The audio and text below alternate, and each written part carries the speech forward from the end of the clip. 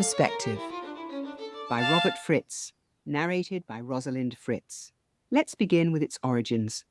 In the early 13th century, Filippo Brunelleschi developed a geometrical process by which to describe a three-dimensional contour on a two-dimensional form. This was a breakthrough in art history because a painting could now look as real as if you were looking out of a glass window. At first, within the Italian Renaissance centering around Florence, a few painters learned the technique, notably Donatello. Understanding perspective was a trade secret. But, as more and more artists saw it used, they began to learn the principles. Eventually, books were written about the principles of perspective, and it became a common technique in realism.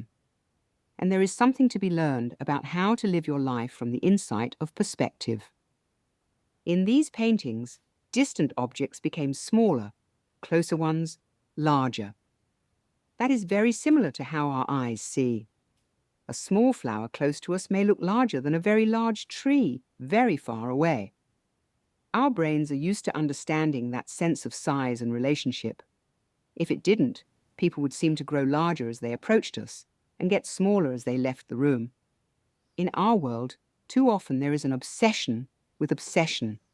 People lose perspective. They lose their ability to see things in relationship with other things. When you're obsessed by politics or relationships or your career or your social status, some things seem bigger than they are. Some things that should have more standing seem smaller. Life gets out of proportion. You can lose perspective. This is unhealthy, and it negatively impacts your quality of life. Perspective in life gives you the ability to place the events and circumstances in your life in proper relationship to each other. An example of the opposite of this is road rage. Someone cuts someone off. Bad to be cut off, but not the worst thing that may have ever happened.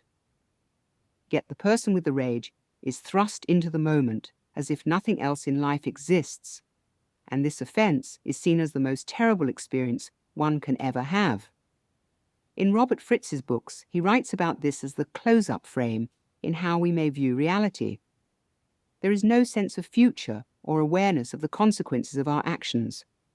We can react to our emotional conflict in destructive ways, completely unaware of the obvious consequences of our actions.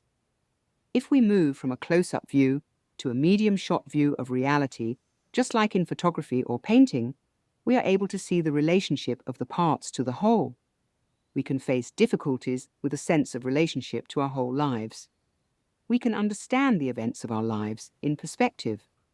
This is a much better platform from which to create more and more of the lives we want to live.